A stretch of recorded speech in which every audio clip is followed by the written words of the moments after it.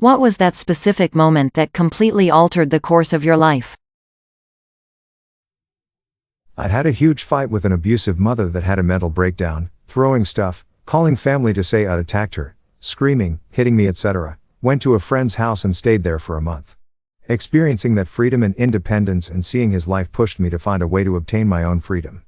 I'm now moving into my own place next year after living in a hostel. I distinctly remember standing on his balcony and realizing I would either die or get to where he was, and I refused to go back. I regret nothing. Edit, the hardest part about my mother is she can be so nice oftentimes. She can be loving and even self-sacrificial if it means protecting her children.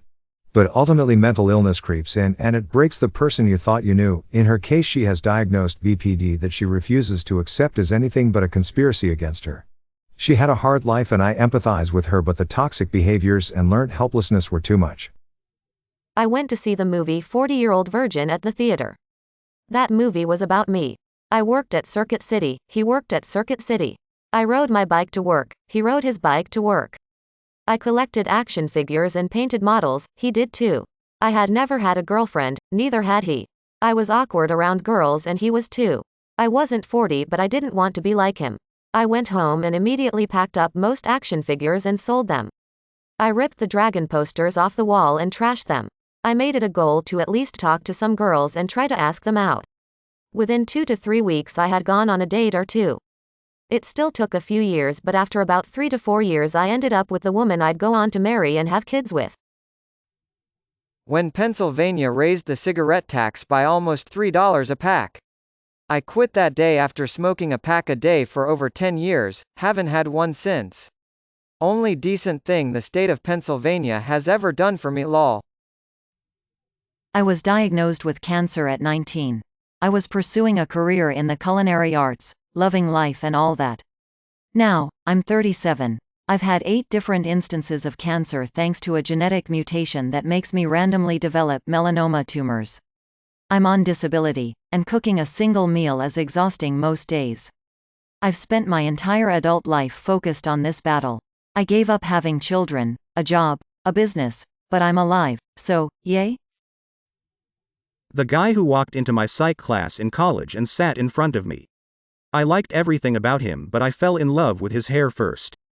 Sadly, his hair did not last as long as our relationship, 43 years and counting. The day I stopped smoking weed and pulled myself together. 2 years ago, and my life is on another level. A conversation with my girlfriend at the time after a date talking about school. She came from a difficult background and told me about how she had managed to pay her way through college by working multiple jobs and pull a near-perfect GPA. I had been a mediocre student in high school and it made me think I really have no excuse. She inspired me to be a good student and set high goals, and now, 4 years later, I graduated summa cum laude and got accepted into MIT for my master's.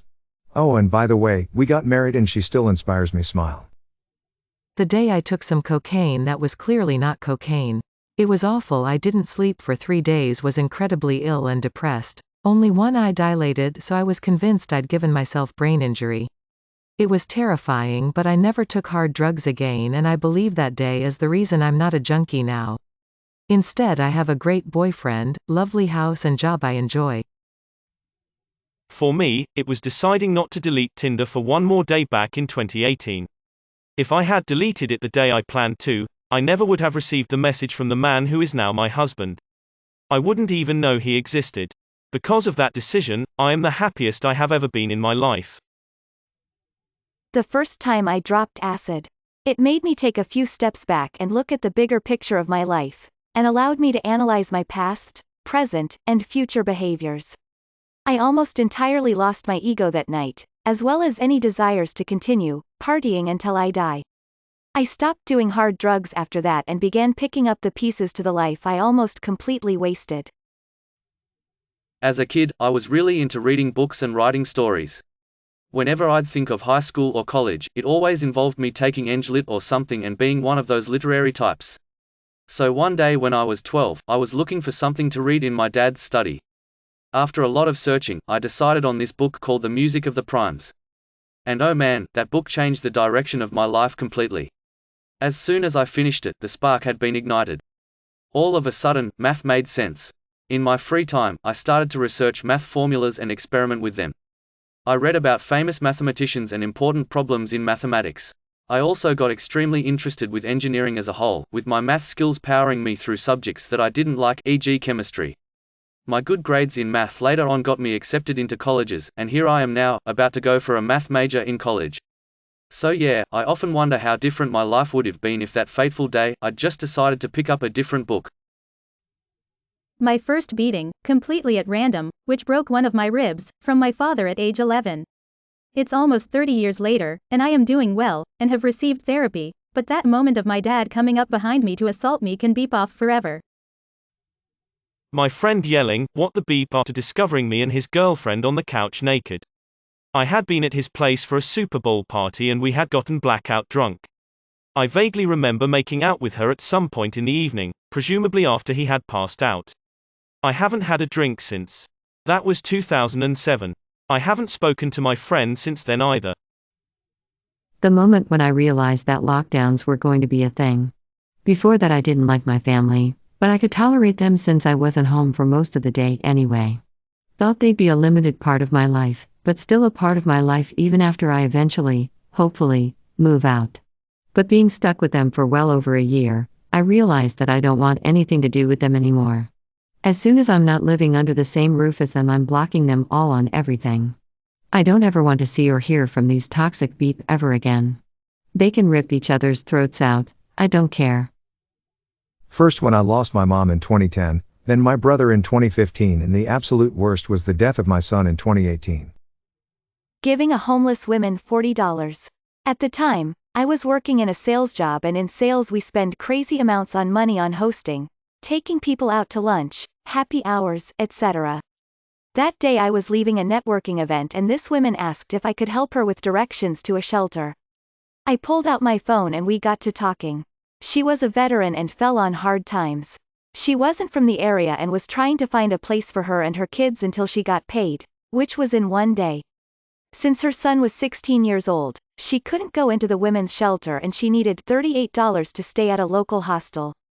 A little nervous, I said I could help, but I needed to get cash from a bank.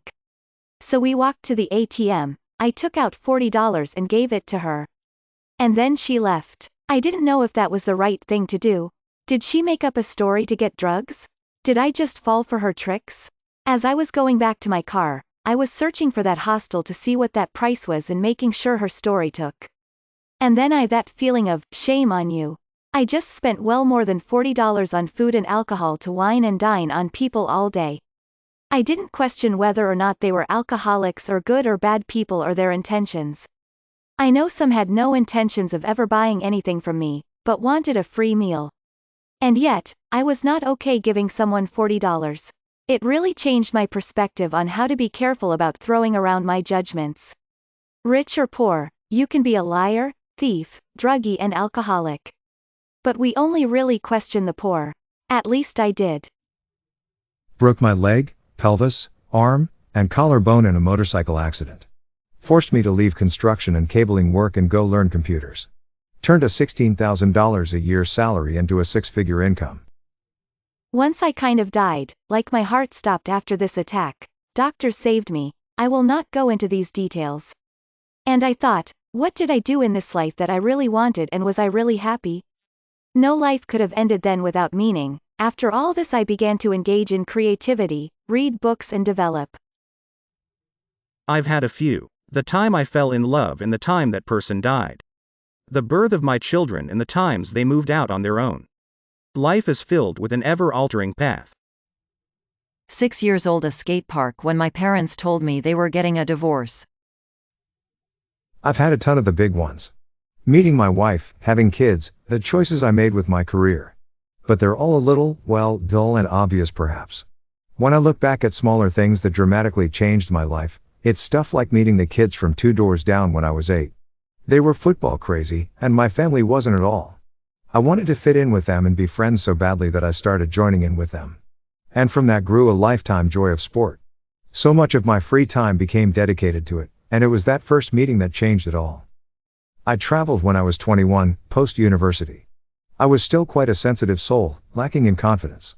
but I met and traveled with two girls that changed my life.